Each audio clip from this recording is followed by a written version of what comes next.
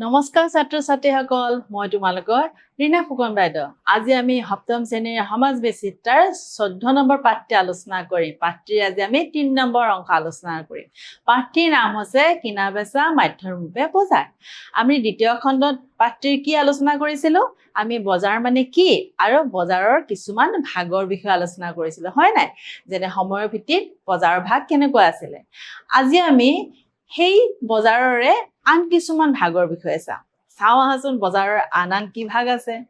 এই ছবিখনত তোমালোকে দেখা পাইছানে? কি দেখা পাইছে বাৰু? বহুত মানুহে আহি কি কৰিছে? ইয়াতে বজাৰ কৰিছে, হয় নাই? আৰু সেই বজাৰখনক কি বুলি কয়? তোমাৰ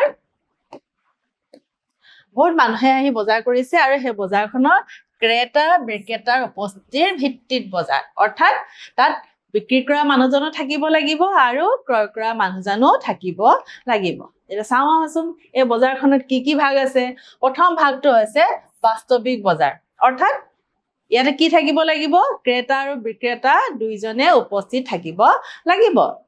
এই বজাৰখনত কোনো এক নিৰ্দিষ্ট ঠাইত ক্ৰেতা আৰু বিক্ৰেতাই পৰস্পৰে উপস্থিত থাকি যেতিয়া দ্ৰব্য সামগ্ৰী ক্ৰয় বিক্ৰয় কৰে তেনে বজাৰক বাস্তৱিক বজাৰ বোলে। অৰ্থাৎ এটা নিৰ্দিষ্ট ঠাইৰ ভিতৰত কিনা মানুহজন আৰু বিক্ৰী কৰা মানুহজন দুইজনে উপস্থিত থাকিব লাগিব। তেতিয়া সেই বজাৰখনক বাস্তৱিক বজাৰ বুলি কোৱা হয়। বাস্তৱ অৰ্থাৎ যি চলি আছে বৰ্তমান, হয়নে নহয়? তাৰপিছত কি কৈছে চোৱা, সামগ্ৰী সেৱাৰ বিনিময় পোনপটীয়াকৈ কৰা হয়। অৰ্থাৎ দ্ৰব্য সামগ্ৰীবোৰ আৰু চিকিৎসা সেৱা হওক বা পৰিবহণ সেৱা হওক, এনেকুৱা সেৱাসমূহো কি কৰা যায় কৈছে পোনপটীয়াকৈ ব্যৱহাৰ কৰিব পৰা যায়। তাতে বিক্ৰেতা আৰু ক্ৰেতাই মুখামুখিকৈ কি কৰিব? কোনো এটা দ্ৰব্যৰ আদান প্ৰদান কৰিব কৈছে।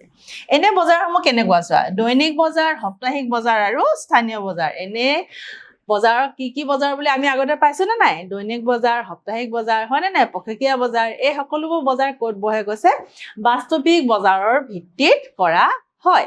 তাৰপিছত কি কৈছে চোৱা, তাৰপিছত কৈছে অনলাইন বজাৰ। অৰ্থাৎ এই ছবিখনত তোমালোকে কি দেখা পাইছা? এই পৰিয়ালটোৱে কি কৰিছে?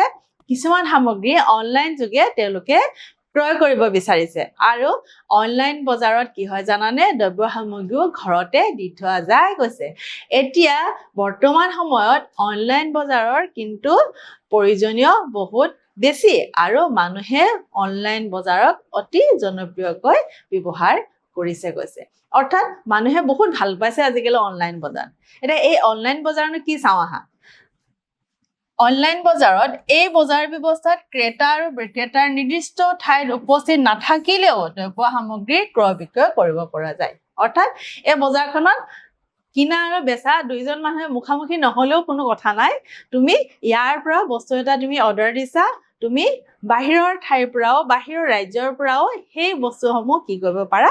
কিনিব পাৰা। তাত তুমি গৈ কিনিব নালাগে, তেওঁলোকে তোমাক পঠিয়াই দিব। কেনেকৈ? তেওঁলোকে বিভিন্ন পৰিবহণৰ ব্যৱস্থাৰ যোগেদি তোমাক পঠিয়াই দিব। তুমি কিন্তু অনলাইনত সেই বস্তুটোৰ কি কৰিব লাগিব? অৰ্ডাৰ দিব লাগিব কৈছে। ইণ্টাৰনেটৰ জৰিয়তে এই বজাৰ ব্যৱস্থা ক্ৰয় বিক্ৰয় কৰা হয়। অৰ্থাৎ তুমি ইণ্টাৰনেটৰ সেৱা জানিব লাগিব। ইণ্টাৰনেটৰ জৰিয়তেহে আমি অনলাইনৰ এই বজাৰসমূহ কৰিব পাৰোঁ। তাৰপিছত কি কৈছে চোৱা, এই বজাৰ ব্যৱস্থাত ৱেবছাইট বা মোবাইল এপ ব্যৱহাৰ কৰা হয়। অৰ্থাৎ তুমি যে এই বজাৰখন কৰিবা, এই বজাৰখনত কি কৰিব লাগিব? কিছুমান ৱেবছাইট আছে আৰু কিছুমান মোবাইলৰ এপ আছে যাৰ জৰিয়তে আমি বস্তুবোৰ চাই লৈ কি কৰিব পাৰোঁ? আমি অৰ্ডাৰ দিব পাৰোঁ কৈছে। অৰ্থাৎ কিনিব পাৰোঁ বুলি কৈছে। খাদ্য, কাপোৰ, কিতাপ, ইলেক্ট্ৰনিক্স দৰে সামগ্ৰী ঘৰৰ পৰাই ক্ৰয় কৰিব পাৰি। অৰ্থাৎ তুমি কি বস্তু ক্ৰয় কৰিব পাৰা? আমি সৰুৰ পৰা একেবাৰে ডাঙৰ বস্তু লগে, কলমৰ পৰা একেবাৰে আচবাবৰ লগে আমি কি কৰিব পাৰোঁ? এনে দ্ৰব্য সামগ্ৰীসমূহ আমি অনলাইন যোগে ল'ব পাৰোঁ। সেইবাবে বৰ্তমান সময়ত অনলাইন বজাৰ অতি জনপ্ৰিয় হৈ পৰিছে। তাৰপিছত চোৱা, তাৰপিছত ভৌগোলিক অৱস্থানৰ ভিত্তিত বজাৰ। ভৌগোলিক মানে কি? অৰ্থাৎ কিছু অঞ্চলৰ কথা কৈছে, এটা অঞ্চলৰ কথা কৈছে, হয়নে নহয়? এতিয়া এই ছবিখনত তোমালোকে চোৱাচোন, দুখন ছবি দিছে, হয় নাই? এখন ছবি তোমাৰ স্থানীয় বজাৰৰ দৰে ছবি দিছে আৰু এখনত কি হৈছে? পৰিবহণৰ দ্বাৰা কি কৰিছে? বজাৰ ব্যৱস্থা কৰিছে। এতিয়া চাওঁ আহাচোন আমি এই ভৌগোলিক অৱস্থানৰ ভিত্তিত বজাৰত কি পাওঁ।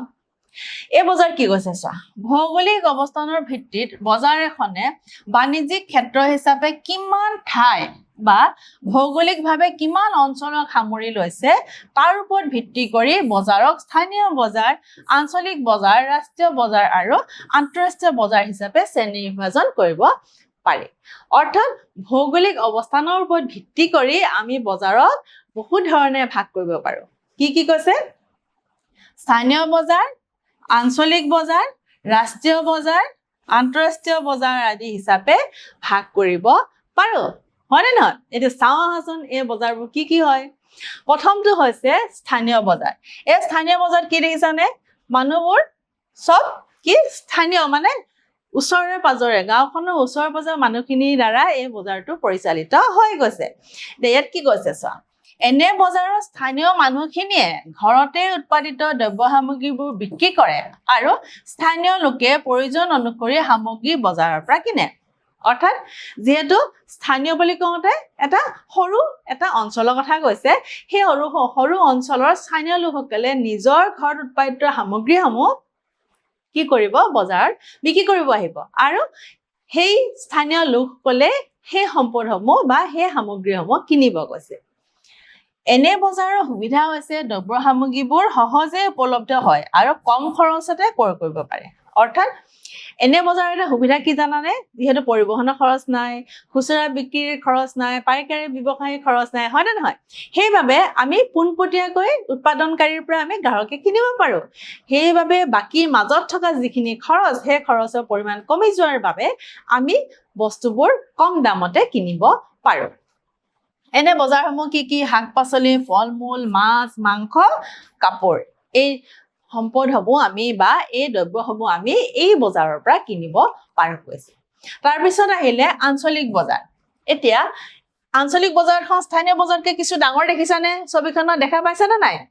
আৰু বহুত আঁতৰ পৰা কি কৰিছে? বেলেগ বেলেগ অঞ্চলৰ পৰা কি কৰিছে?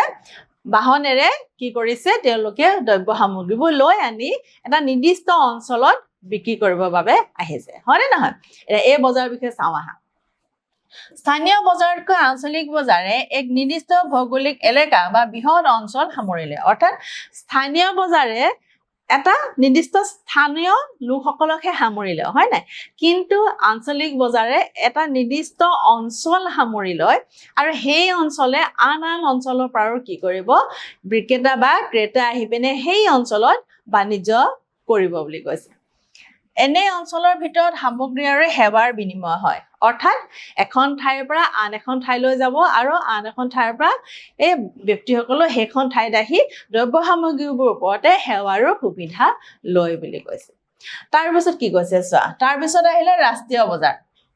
ৰাষ্ট্ৰীয় মানে দেশৰ, হয় নাই? অৰ্থাৎ এখন ৰাষ্ট্ৰৰ ভিতৰত যি বজাৰ হ'ব, দেখিছানে? ৰাষ্ট্ৰৰ ভিতৰত যি বজাৰ হ'ব, যেনে এখন ৰাজ্যৰ পৰা আন এখন ৰাজ্যলৈ যেতিয়া ব্যৱসায় বাণিজ্য হ'ব, তেতিয়া সেই বজাৰখনক কি ক'ব? ৰাষ্ট্ৰীয় বজাৰ বুলি ক'ব। এতিয়া সেই ৰাজ্যৰ পৰা যেনে ধৰি লোৱা চাউল আহিব, দাইল আহিব, হয়নে নহয়? ঠিক তেনেকৈ তোমালোকৰ কিহেদি আহিব? ৰেলগাড়ীয়েদি আহিব বা গাড়ীয়েদি বা ট্ৰাকেদি সেই কি কৰিব? তোমাৰ ৰাষ্ট্ৰীয় বজাৰসমূহ পৰিচালিত হ'ব গৈছে। আৰু সেইবাবে তাতে কি হয় জানানে? তাতে কি হয়? তাতে তোমালোকৰ বস্তুবোৰৰ তুলনাও কিছু পৰিমাণে কি হয়? দাম বেছি হৈ গৈছে, হয় নাই? এতিয়া চাওঁ আহাচোন এই ৰাষ্ট্ৰীয় বজাৰত আমি কি কি দেখিবলৈ পাওঁ। এখন ৰাষ্ট্ৰ বা দেশৰ ভৌগোলিক সীমাৰ ভিতৰত দ্ৰব্য সামগ্ৰী বেচা কিনা কৰা ব্যৱস্থাকে ৰাষ্ট্ৰীয় বজাৰ বুলি কোৱা হয়। অৰ্থাৎ এখন দেশৰ ভিতৰত আমি যেতিয়া বজাৰৰ দ্ৰব্য সামগ্ৰীবোৰ কি কৰিম? কিনা বেচা কৰিম, তেতিয়া সেইখন বজাৰক কি ক'ব? ৰাষ্ট্ৰীয় বজাৰ বুলি ক'ব। এতিয়া এখন দেশৰ ভিতৰত মানে ৰাজ্যবোৰৰ ভিতৰত, হয় নাই? এখন ৰাজ্যে আন এখন ৰাজ্যক দিব আৰু আন এখন ৰাজ্যে সেইখন ৰাজ্যৰ পৰা দ্ৰব্য সামগ্ৰীবোৰ ল'ব। এনেই যি বজাৰ প্ৰক্ৰিয়া, সেই বজাৰ প্ৰক্ৰিয়াকে ৰাষ্ট্ৰীয় বজাৰ প্ৰক্ৰিয়া বুলি কোৱা হয়। বিভিন্ন ৰাজ্য অঞ্চলৰ ভিতৰত দ্ৰব্য সামগ্ৰী ক্ৰয় আৰু বিক্ৰী কৰাকে কি কয়? ৰাষ্ট্ৰীয় বজাৰ বুলি কোৱা যায়। যেনে এখন ৰাজ্যত উৎপাদিত চাউল আন এখন ৰাজ্যত বিক্ৰী কৰা হয়। অৰ্থাৎ পঞ্জাৱৰ পৰা চাউল ক'লে আনে, আমাৰ অসমলৈ আনে নে নাই? তেতিয়াহ'লে আমাৰ ভাৰতৰ ভিতৰতে পঞ্জাৱ আৰু অসমৰ ভিতৰত যি চাউলৰ আদান প্ৰদান হয়, সেই বজাৰখনো হৈছে ৰাষ্ট্ৰীয় বজাৰৰ এটা অংশ।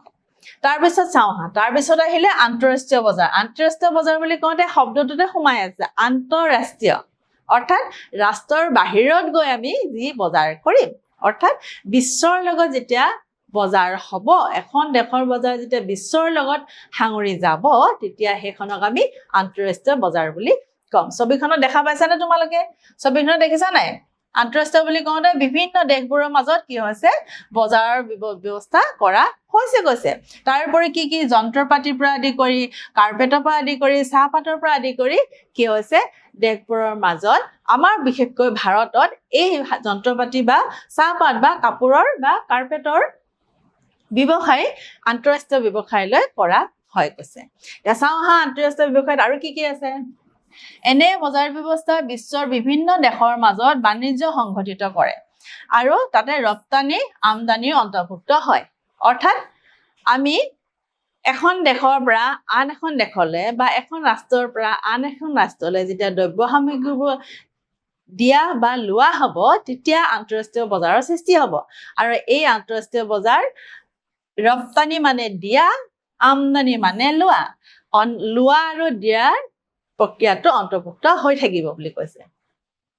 ভাৰতে চাহ, হস্তশিল্প ৰপ্তানি কৰে, তাৰোপৰি যন্ত্ৰপাতি আৰু সোণ আমদানি কৰে। অৰ্থাৎ আমাৰ ভাৰতৰ অসমখন চাহৰ বাবে চহকী, হয়নে নহয়? সেইবাবে ভাৰতে চাহ বেলেগ দেশক কি কৰিব পাৰে, বিক্ৰী কৰিব পাৰে। তাৰ ওপৰতে কি হস্তশিল্প, কাপোৰ যি আমাৰ গামোচা হওক বা মুগাৰ শিল্প হওক, হয় নাই, বা এনেধৰণৰ আমাৰ যি হস্তশিল্প যি প্ৰক্ৰিয়া আছে, সেই প্ৰক্ৰিয়াৰ দ্বাৰা যিখিনি আমাৰ কাপোৰ বয়ন কৰা হয়, সেই কাপোৰসমূহ আমি কি কৰিব পাৰোঁ, বাহিৰৰ দেশবোৰত বিক্ৰী কৰিব পাৰোঁ বা বাহিৰৰ দেশত সেই কাপোৰসমূহৰ কি আছে, ডিমাণ্ড আছে, হয় নাই? সেইবাবে তেওঁলোকে এই কাপোৰসমূহ আমাৰ ইয়াৰ পৰা কিনি লৈ যায়। এনেদৰে আন্তঃৰাষ্ট্ৰীয় বজাৰত আমাৰ ভাৰতৰ কিছু কি আছে, উল্লেখনীয় অৱদানো আছে কৈছে। আন্তঃৰাষ্ট্ৰীয় বজাৰে দেশবোৰৰ মাজত অৰ্থনৈতিক সহযোগিতা বৃদ্ধি কৰাৰ লগতে বিশ্ব অৰ্থনীতিক অংশগ্ৰহণ কৰিবলৈ সুযোগ প্ৰদান কৰে। অৰ্থাৎ আন্তঃৰাষ্ট্ৰীয় বজাৰে অকল দেশবোৰৰ মাজত অৰ্থনীতি বা কিনা বেচা কৰা বা আমদানি ৰপ্তানি কৰাটোকে নুবুজায়। আন্তঃৰাষ্ট্ৰীয় বজাৰে এখন দেশক অৰ্থনৈতিকভাৱে টনকিয়াল কৰিবৰ কাৰণেও যথেষ্টভাৱে কি দিয়ে, সুযোগ দিয়ে, যাতে সেই দেশখনে বিশ্বৰ দেশৰ লগত নিজকে কি কৰিব পাৰে, সমানে আগুৱাই লৈ যাব পাৰে। এতিয়া তোমালোকে ছবিত এখন মেপ দেখিছানে? দেখিছানে নাই? এইখনক কি বুলি কয়, ধাৰণা চিত্ৰ। অৰ্থাৎ তোমালোকে বজাৰৰ ওপৰত কি ধাৰণা কৰিছা, এই মেপখনত দেখিবলৈ পাবা। এই মেপখন যদি তোমালোকে ভালকৈ মনত ৰাখিব পাৰা, তেতিয়া আমি পাঠটো সম্পূৰ্ণৰূপে ইয়াতে আমি বুজি ল'ব পাৰিম। চাওঁ আহাচোন এবাৰ মেপখনত কি আছে। বজাৰৰ ওপৰত উল্লেখ কৰি আমাৰ বজাৰসমূহ বিভিন্ন ধৰণে ভাগ কৰা হয়। প্ৰথম ভাগক কয় সময়ৰ ভিত্তিত বজাৰ, দ্বিতীয় ক্ৰেতা আৰু বিক্ৰেতাৰ ভূমিকাৰ ভিত্তিত বজাৰ, তৃতীয় ক্ৰেতা আৰু বিক্ৰেতাৰ উপস্থিতিৰ ভিত্তিত বজাৰ, চতুৰ্থ ভৌগোলিক অৱস্থানৰ ভিত্তিত বজাৰ। হয়নে নহয়? আমি প্ৰথম খণ্ডত সময়ৰ ভিত্তিত বজাৰ আমি পঢ়িব পাইছিলো, হয়নে? এতিয়া সেই সময় ভিত্তিক বজাৰ কেইটা ভাগত কৰা হৈছে দেখিছানে? দৈনিক বজাৰ, স্থায়ী বজাৰ, সাপ্তাহিক আৰু অৰ্ধ সাপ্তাহিক বজাৰ আৰু পষেকীয়া বজাৰ। অৰ্থাৎ সদায় বহা বজাৰ আৰু স্থায়ী দোকান পোহাৰৰ বজাৰ, হয়নে নহয়? সাপ্তাহিক মানে সপ্তাহত এদিন যি বহিব সেই বজাৰ, অৰ্ধ সাপ্তাহিক সপ্তাহত দুদিনকৈ যিটো বজাৰ বহিব সেই বজাৰখনক কৈছে। তাৰোপৰি পষেকীয়া মানে 15 দিনৰ মূৰে মূৰে যিখন বজাৰ বহিব, হয়নে? সেই বজাৰসমূহ কিহৰ লগত জড়িত? সময়ৰ ভিত্তিত জড়িত কৈছে। তাৰোপৰি ক্ৰেতা আৰু বিক্ৰেতাৰ ভূমিকাৰ ওপৰত বজাৰ কি আছিলে? আমি পাইছিলো পাইকাৰী বজাৰ আৰু খুচুৰা বজাৰ। অৰ্থাৎ উৎপাদনকাৰীয়ে বস্তু উৎপাদন কৰিব আৰু সেই উৎপাদনকাৰীয়ে কি কৰিব? বস্তুসমূহ কাক দিব? পাইকাৰী বজাৰক দিব। বিক্ৰেতাজনে কি ৰূপ ল'ব? পাইকাৰী ব্যৱসায়ীৰ ৰূপ ল'ব। আৰু সেই পাইকাৰী ব্যৱসায়ীজনে কি কৰিব? খুচুৰা বজাৰক কি কৰিব?